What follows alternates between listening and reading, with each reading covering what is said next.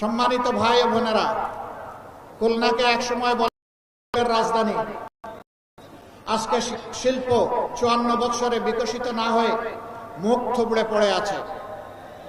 এক এক করে সবগুলা সরকারি ব্যবস্থাপনায় পরিচালিত শিল্প কারখানা বন্ধ হয়ে আছে। দুনিয়ার দেশগুলো শিল্পের দিকে এগিয়ে যাচ্ছে, আর আমরা শিল্পকে একটা একটা করে খুন করছি।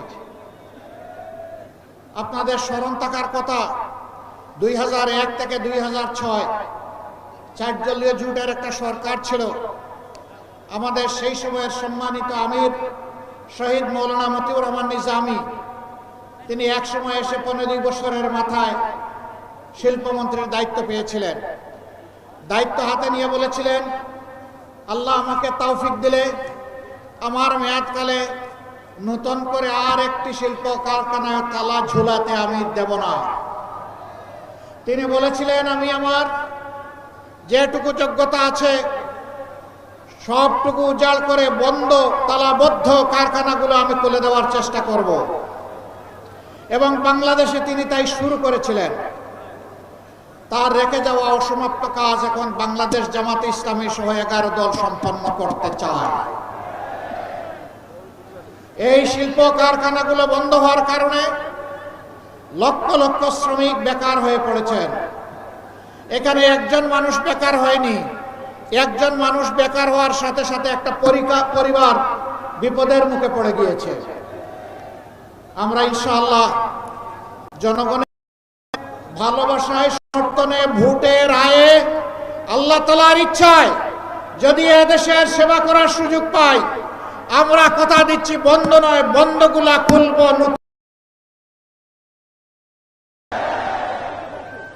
এবং আমাদের সন্তানদের হাতে কাজ তুলে দেওয়া হবে। কাজ করবে স্বস্তির সাথে, নিরাপত্তার সাথে কাজ করবে ইনশাআল্লাহ। আমরা কর্মক্ষেত্রে মামা খালুর কোনো হিসাব নিকাশ নেব না। ওই টেলিফোন আমাদের কাছে অচল। আমরা ইনসাফের ভিত্তিতে যার পাওনা তার হাতে তুলে দেব। এমনকি আমরা এটাও দেখব না একজন উপযুক্ত তিনি কোন ধর্মে বিশ্বাসী, এইটাও আমরা দেখব না। আমরা দেখব এই কাজের জন্য তিনি উপযুক্ত ব্যক্তিটি কিনা। তিনি যদি উপযুক্ত ব্যক্তি হন, তাকে তার যথাস্থানে সম্মানের জায়গায় বসিয়ে দেওয়া হবে। সম্মানিত ভাই ও বোনেরা,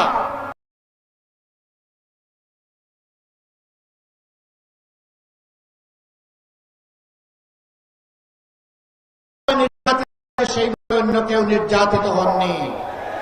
কারো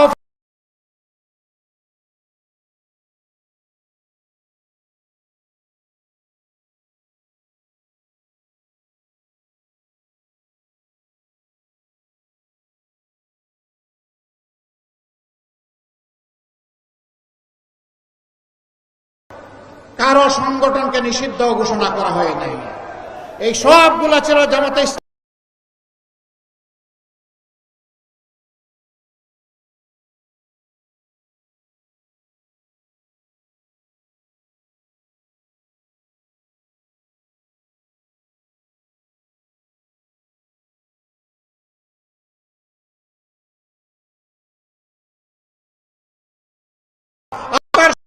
আপনার জীবন এবং আপনার ইজ্জতের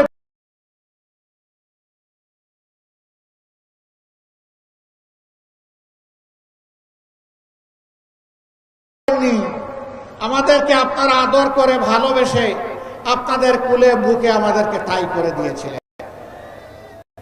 আমরা বড়ই ঋণী। এর ঋণ পরিশোধ করার কোন শক্তি আমাদের নেই।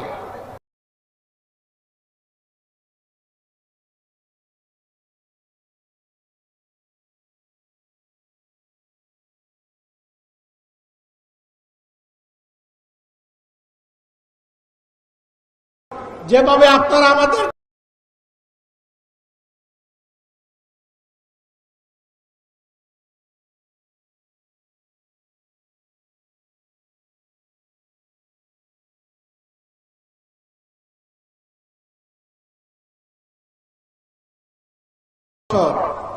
মায়ের বুক থেকে যে সন্তানকে কেড়ে নেওয়া হয়েছে, আমি ওই মায়ের পক্ষে আজকে কথা বলতে দাঁড়িয়েছি। যে বাবার বুক থেকে তার সন্তানকে তুলে নেওয়া হয়েছে, আমি সেই বাবার পক্ষে কথা বলতে দাঁড়িয়েছি। যে বোনটির বুক থেকে তার স্বামীকে উধাও করা হয়েছে, আমার সেই বোনটি, আমার মজলুম বোনটির পক্ষে আমি এখানে দাঁড়িয়েছি। যে কচি সন্তানগুলোকে এতিম করা হয়েছে, আমি সেই এতিম অবুঝদের পক্ষে এখানে দাঁড়িয়েছি। ঘুরে ঘুরে সারা বাংলায় তখন চেষ্টা করেছি সেই মুসলমানের খোঁজখবর নেওয়া, তাদের দুয়ারে গিয়ে হাজির হয়েছে জীবনের রিস্ক নিয়ে। আমি তাদের চোখের কোনায় তরল পদার্থ দেখেছি, সেই তরল পদার্থ চোখের সাধারণ পানি ছিল না।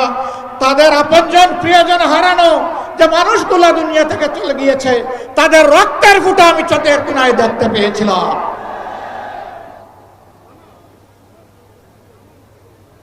অবুঝ বাচ্চাগুলো বলতো, আসেন আমার সাথে আসেন। হাত ধরে নিয়ে একটা দেয়ালে তার বাবা রাখা ছবি দেখে বলতো, এটা আমার বাবা। আমার বাবা কি আর আসবে? এই শিশুদেরকে জবাব দেওয়ার মতো কোনো ভাষা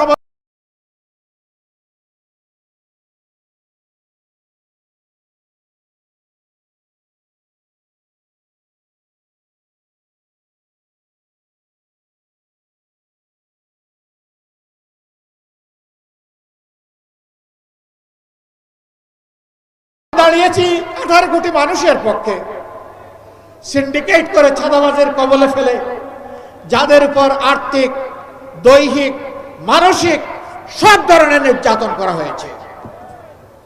ব্যাংকগুলা ডাকাতি করে উজাড় করে ফেলা হয়েছে। শেয়ার মার্কেট লুট করে কমপক্ষে 284 জন মানুষকে আত্মহত্যায় বাধ্য করা হয়েছে। লক্ষ লক্ষ পুঁজি বিনিয়োগকারীকে, তরুণদেরকে রাস্তায় বসানো হয়েছে। আজ আমি তাদের পক্ষে দাঁড়িয়েছি। আমি তাদের পক্ষে দাঁড়িয়েছি যারা এদেশের মানুষকে গোলাম বানিয়ে নিজেরা জমিদার হয়ে বসেছিল। তাদের বিরোধিতা করতে গিয়ে যারা আওয়াজ তুলেছিল, তাদের কণ্ঠ স্তব্ধ করে দেওয়ার জন্য জনগণের টাকায় কিনা অস্ত্র থেকে গুলি ছোড়া হয়েছিল। 24-এর বিপ্লবের সময় শিশু থেকে বৃদ্ধ, বোন থেকে ভাই, সেই টেকনাফ থেকে তেতুলিয়া, জাফলং থেকে সুন্দরবন সবাই নেমে পড়েছে।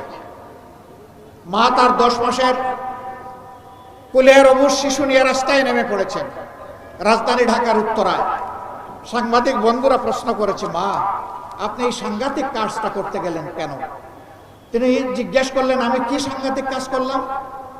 বলে যে এই যে কুলের অবুঝ শিশু নিয়ে আপনি রাস্তায় এসেছেন, মুহুর্মুহু গুলি আর টিয়ারশেলের ধোঁয়া, যদি কোনো কিছু হয়ে যায়, কয় কি হতে পারে? কয় গুলি এসে আপনাকে, আপনার সন্তানকে খতম করে দিতে পারে। সে মা চিৎকার দিয়ে সেদিন বলেছিলেন, সন্তান আমার একটা নয়, আজকে বাংলার রাস্তায় আনাচে কানাচে লক্ষ লক্ষ যে তরুণ তরুণী নেমেছে, সবগুলো আমার সন্তান। আমি সেই সন্তানদের সাথে সংহতি প্রকাশ করতে এখানে এসেছি। আমি তাদেরকে সাহস দিতে এসেছি। আমি জানাতে এসেছি, কাপুরুষ বিড়াল সিগালের মতো কোনো সন্তান চাই না, সিংহ এবং বাঘের মতো সন্তান চাই। সেই মাকে সেলিউট, মায়ের জাতিকে সেলিউট। সেদিন মায়েরা রাস্তায় নেমে এসেছিলেন বলেই জালিমের অস্ত্র বুতা হয়ে পড়েছিল। সম্মানিত ভাইরা, আমরা কি চাই সেই দুঃশাসনের যুগ আবার ফিরে আসুক? সেই ফেসিবাদ আবার ফিরে আসুক? যদি আমরা না চাই, তাহলে যে দুঃখী মানুষগুলোর কথা বললাম, আজকে তাদের মুখে হাসি ফোটানোর জন্য নতুন লড়াই আমাদেরকে শুরু করতে হবে ইনশাআল্লাহ। এ লড়াই কোনো দল, কোনো গোষ্ঠী, কোনো পরিবারের মুক্তির লড়াই নয়। এ লড়াই 18 কোটি মানুষের মুক্তির লড়াই। জাতি, ধর্ম, বর্ণ নির্বিশেষে সারা বাংলাদেশী জনগণের মুক্তির লড়াই। আমরা চেষ্টা করেছি 5 তারিখ আল্লাহ তাআলার পক্ষ থেকে এই নিয়ামত পাওয়ার সাথে সাথে সেজদায় পড়ে আল্লাহর শুকরিয়া আদায় করতে। আমরা সেদিন দেশবাসীকে আশ্বস্ত করে সাহস দিয়ে বলেছিলাম, জুলুম আমাদের উপর যাই করা হোক না কেন, আমরা ইনশাআল্লাহ এখন শান্ত থাকবো, ধৈর্য ধরব। আমরা দেশবাসীর জান মাল ইজ্জত আবরুর পাহারাদারের দায়িত্ব পালন করব। আমরা আমাদের কথা রেখেছি। আমরা বলেছিলাম আমাদের সম্পদ লুণ্ঠন করা হয়েছে, ঘরদুয়ার ভেঙে দেওয়া হয়েছে, চাকরি থেকে তাড়িয়ে দেওয়া হয়েছে, তাই বলে কারো সম্পদের উপর আমরা হাত দিব না, আমরা কোনো চাঁদাবাজি করব না। আমরা আমাদের কথা রেখেছি। আমরা বলেছিলাম যারা আমাদের ক্ষতি করেছে আজ আমরা ঘোষণা করছি তাদের উপর থেকে আমরা কোনো প্রতিশোধ নেব না। আমরা আমাদের কথা রেখেছি। আমরা বলেছিলাম আমরা মামলা দিয়ে হয়তো কোন নাগরিককে আমরা কষ্ট দিব না, হয়রানি করব না। আমরা আমাদের কথা রেখেছি। আমরা সেটা করিনি। আমরা বলেছিলাম এই দেশ শুধু মুসলমানদের নয়, অবশ্যই মুসলমান এখানে সংখ্যাগরিষ্ঠ, কিন্তু মিলেমিশে ফুলের বাগান, আরো 3টি ধর্মের লোক এখানে বসবাস করেন। আমরা তাদের জীবন ইজ্জত এবং সম্পদের পাহারাদার হয়ে দাঁড়িয়ে গেলাম। কোন দুর্বৃত্ত তাদের দিকে চোখ তুলে তাকাতে পারবে না, কোনো হাত তাদের দিকে বাড়াতে পারবে না। আমরা আশা করেছিলাম রাজনৈতিক দলগুলো সেখানে দায়িত্বশীলতার পরিচয় দেবে, কিন্তু আফসোস সকলে এই দায়িত্বশীলতার পরিচয় দিতে পারেননি। আজ তাহলে দেশবাসীর কাছে পরিষ্কার হয়ে গেল এই দেশের মানুষ, মাটি এবং সম্পদ, ইজ্জত কার কাছে নিরাপদ। এটা কি এখন আর বুঝতে কোনো বাকি আছে? কোনো বাকি নাই। যুবক বন্ধুরা, তোমরা বুক চিতিয়ে লড়াই করে আমাদেরকে মুক্তি এনে দিয়েছ, তোমাদেরকে মোবারকবাদ। কিন্তু আমরা তোমাদের হাতে বেকারের ভাতা তুলে দিয়ে অপমান করতে চাই না। আমরা তোমাদের প্রত্যেকটি যোদ্ধার হাতে, কর্মী এবং কারিগরের হাতে পরিণত করতে চাই, এবং তোমাদের হাতে, যুবক যুবতীদের হাতে আমরা মর্যাদার সেই কাজগুলো তুলে দিতে চাই। সেদিন তোমরা গর্ব করে বলবে আমিও আমার নতুন বাংলাদেশের একজন গর্বিত কারিগর, আমারও অবদান আছে, আমি বসে বসে বেকার ভাতা আমি খাই না, বরঞ্চ আমি আমার জাতিকে দিতে চাই। আমরা এইভাবেই আমাদের যুব সমাজকে কর্মসংস্থানের মাধ্যমে একদিকে দেশ গড়া, আরেকদিকে তাদেরকে সম্মানিত করতে চাই। যদি এটা আমরা পারি তাহলে বিপ্লবে তোমাদের ভূমিকার কিছুটা হলে আমরা ঋণ পরিশোধ করতে পারলাম বলে মনে সান্ত্বনা পাব। মা বোনেরা, ইনশাআল্লাহ এই নতুন বাংলাদেশ আল্লাহ যদি আমাদেরকে গড়ার সুযোগ দেন, এই নতুন বাংলাদেশে আপনি আপনার নিজ গৃহে, অবস্থান স্থলে, আবাস ভূমিতে, আপনি চলাচলের সময় এবং কর্মক্ষেত্রে সব জায়গায় ইনশাআল্লাহ 2টি জিনিস আপনাদেরকে আমরা নিশ্চিত করতে আমরা প্রতিজ্ঞাবদ্ধ। একটি আপনাদের মায়ের মর্যাদা, দ্বিতীয়টি হচ্ছে আপনাদের নিরাপত্তা। এই 2টা ইনশাআল্লাহ আমরা নিশ্চিত করব। সম্মানিত ভাই বোনেরা, খুলনা অঞ্চল ছিল এক সময় ইন্ডাস্ট্রি এবং কৃষিতে সমান তালে পাল্লা দেওয়া, 2টাই এখন শেষ। জলাবদ্ধতার কবলে পড়ে, লবণাক্ত পানির কবলে পড়ে, দফায় দফায় বাঁধ ভাঙন দিয়ে জোয়ার আসার কারণে আজকে কৃষকদের একেবারেই বিধ্বস্ত অবস্থা। আর শিল্পের কথা আগেই বলেছি, আল্লাহ যদি আমাদেরকে এই দেশের খেদমতের দায়িত্ব দেন, আমরা কথা দিচ্ছি আপনাদের সাথে বসে, আপনাদের সাথে ডায়ালগ করে কোন কাজটা আগে করলেও এই এলাকার উন্নয়ন হবে, দেশের উন্নয়ন হবে, আমরা তা ঠিক করব। অগ্রাধিকারের ভিত্তিতে আপনাদের সম্পদ আপনাদের হাতে তুলে দিব উন্নয়নের জন্য ইনশাআল্লাহ। এটা আমাদের বাপ দাদার সম্পদ হবে না, এটা হবে জনগণের সম্পদ, এবং প্রত্যেকটি সম্পদের বাজেটের আমাদের কাছ থেকে জবাব নেওয়ার অধিকার আপনাদের নিশ্চিত করা হবে ইনশাআল্লাহ। আমরা ঘোষণা করেছি আমাদের কোনো মন্ত্রী এমপি যদি আল্লাহ কবুল করেন তাহলে সরকারি তহবিল বলতে কিছুই নেই, জনগণের সম্পদের দিকে চোখ তুলে আমরা তাকাবো না। আল্লাহ যা হালাল ভাবে আমাদেরকে দিবেন তাই নিয়ে ইনশাআল্লাহ আমরা জনগণের খেদমত চালিয়ে যাব এবং আল্লাহর সাহায্য নিশ্চিতভাবে আমরা পাবো। আমরা সম্মানের সাথে আপনাদের সাথে সেদিন বসবাস করব। এখন আমরা দেখতে পাই একজন এমপি হয়েছেন, মাত্র 5 বছরের মাথায় তার সম্পদ বেড়ে যায় 500 গুণ। জিজ্ঞেস করা হয় আপনার ব্যবসাটা কি ছিল, বলে যে মাছ চাষ। জিজ্ঞেস করা হয় মাছের গেটটা কোথায়, বলে আমি সঠিক বলতে পারবো না। সম্মানিত ভাইরা, পানির নিচে দেখা যায় না, তো এই জন্য হিসাব মিলাইয়া দিয়া দেয়। আমরা ওই রকম মাছ চাষি হব না। হ্যাঁ, আমাদের মধ্যে কেউ যদি মাছ চাষি হন তিনি ন্যায্যতার ভিত্তিতে হালালভাবে মাছ চাষ করবেন ইনশাআল্লাহ। জনগণের সম্পদকে ওই পানির নিচে লুকিয়ে রাখবেন না, বেগমপাড়া গড়বেন না, নিজেদের জন্য সিঙ্গাপুর বানাবেন না, বরঞ্চ গোটা বাংলাদেশকেই একটা মর্যাদাশীল রাষ্ট্র হিসাবে একটা শক্ত অর্থনৈতিক ভিত দেওয়ার জন্য আমরা লড়াই চালিয়ে যাব ইনশাআল্লাহ। আমরা জানি এই ব্যবস্থাকে অনেকে পছন্দ করে না, অনেকেই আবার ওই সেই পুরাতন ফেসিবাদের এপ্রন গায়ে দিতে চায়। তাদেরকে আমরা বলি, যুব সমাজ জানিয়ে দিয়েছে আমরা ওই বস্তা পচা পুরানা বন্দোবস্ত চাই না। পাঁচটি বিশ্ববিদ্যালয়ে তরুণ সচেতন শিক্ষিত সুশিক্ষিত উচ্চশিক্ষিত যুবক যুবতীরা তাদের রায় দিয়ে বলে দিয়েছে আমরা এখন ইনসাফের পক্ষে, নতুন বাংলাদেশের পক্ষে, আমরা এখন ঐক্যের পক্ষে, আমরা বিভক্তির পক্ষে নয়। আশ্চর্য বিষয়, আমাদের একটি বন্ধু সংগঠন তারা ফ্যামিলি কার্ড দেওয়ার ঘোষণা করেছেন এবং এটাও বলেছেন যে এটা মায়ের হাতে দেবেন। তারা একদিকে দিচ্ছেন ফ্যামিলি কার্ড, আর একদিকে দিচ্ছেন আমার মায়ের গায়ে হাত। এই দুইটা একসাথে চলে না। আমরা অনুরোধ করব, নিজের মাকে সম্মান করুন। যদি আপনি নিজের মাকে সম্মান করতে পারেন তাহলে গোটা মায়ের জাতিকে আপনি সম্মান করতে পারবেন। আর যদি নিজের মাকে সম্মান না করতে পারেন আপনি বাংলাদেশের একজন নারীকেও সম্মান করতে পারবেন না। আজকে বিভিন্ন জায়গায় হামলা শুরু হয়েছে, মাথা গরম হয়ে গিয়েছে। মাঘ মাস, আরে ভাই এখন মাথা গরম হলে চৈত্র মাসে কি করবেন? একটু ঠান্ডা রাখেন না। এখন তো আরামদায়ক বাতাস আছে, আবহাওয়া আছে, এই সময় গরম করিয়েন না মাথাটা। জনগণের রায়ের প্রতি আস্থা রাখুন। অতীতে জনগণের রায়কে যারা সম্মান করে নাই তাদের পরিণতি কি হয়েছে তার থেকে আমাদের সকলের শিক্ষা নেওয়া উচিত। হ্যাঁ, জনগণের গায়ে হাত দিতে পারবেন, পিঠে চাবুক মারতে পারবেন, কিন্তু জনগণের হৃদয় এবং কলিজা জয় করতে পারবেন না। হৃদয় কলিজা যদি জয় করতে হয় তাহলে সকলকে তার নিজ নিজ জায়গায় সম্মান দিতে হবে, বিশেষ করে মায়ের জাতিকে। আমাদের কথা ভাই একবারেই স্পষ্ট, জীবন দিব, আমার মায়ের ইজ্জত দেব না। মায়ের ইজ্জতের জন্য লড়ে যাব। সুতরাং কেউ আর মেহেরবানি করে এই অপকর্ম করবেন না। যারা করেছেন তওবা করেন, সংশ্লিষ্ট ব্যক্তির কাছে মাপ চেয়ে নেন। তিনি চাইলে মাফ করে দিতে পারেন, আল্লাহ আপনাকে মাফ করে দিতে পারেন। কিন্তু সেই কালো হাত আর যদি সামনে বাড়ানোর চেষ্টা করেন, আমরা গালে হাত দিয়ে বসতে পারবো না ভাই। পায়ে পাড়া দিয়ে মুখের পর ঠোঁটের উপর ঘুষি মারবেন আর বলবো যে এবার কানটাও ছিঁড়ে নেন, এই কাজ হবে না। বরঞ্চ সমান ওজনের হিসাব নিকাশ আপনাদের দিকে ফিরিয়ে দেওয়া হবে।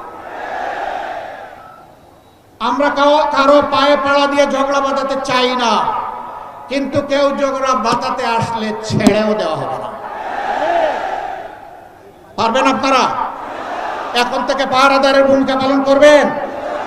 প্রত্যেকটি নরনারীর ভোটের অধিকার আপনারা পাহারা দিবেন। ভোট যার ইচ্ছা যেখানে তাকে দিবে, কিন্তু আমরা ভোটের বাক্স পর্যন্ত ভোটারকে পৌঁছে দিতে চাই। ওই বাক্স পর্যন্ত ভোটার পৌঁছার পরে তারা নিজের ভোটের হিসাব তারা গ্রহণ করবে ইনশাআল্লাহ।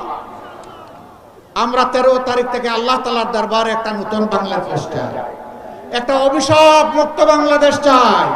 আমার মায়ের জন্য একটা নিরাপদ বাংলাদেশ চাই, শিশুদের জন্য একটা নিরাপদ বাংলাদেশ চাই, আবাল বৃদ্ধ বনিতার জন্য একটি নিরাপদ বাংলাদেশ চাই, সকল ধর্ম বর্ণের মানুষের জন্য নিরাপদ বাংলাদেশ চাই।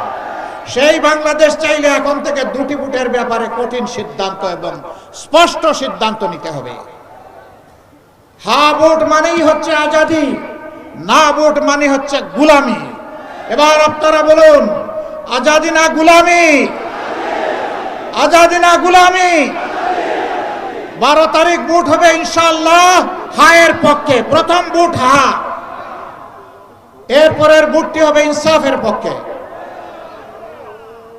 যারা তাদের চরিত্র হেফাজত করেছে, সংগঠনকে হেফাজত করেছে, তারা দেশকে হেফাজত করবে ইনশাআল্লাহ। আমরা এই দুইটি ভোট, এই দুইটি আমানত প্রত্যেক ব্যক্তির কাছে আমরা হাত পেতে আবেদন জানাই, আপনারা আমাদেরকে দিন। অনেককে পরীক্ষা করেছেন, এই দায়িত্ব একবার আমাদেরকে দিয়ে আমাদেরকে পরীক্ষা করেন এবং আমাদের সাথে থাকুন। আমরা কথা দিচ্ছি আমরা আপনাদের সাথে থাকবো ইনশাআল্লাহ। সম্মানিত ভাইয়েরা, এখন আমি 6 জন প্রার্থীকে আপনাদের সামনে তাদের হাতে 11 দলের প্রতীক তুলে দিচ্ছি। খুলনায় 1 আসন।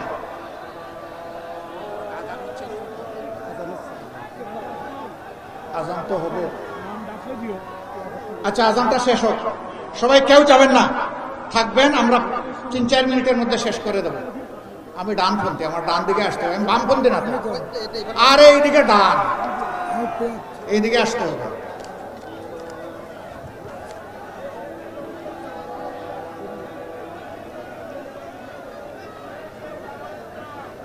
ভোট দেওয়ার কথা একটু বলে দেবেন না আমার।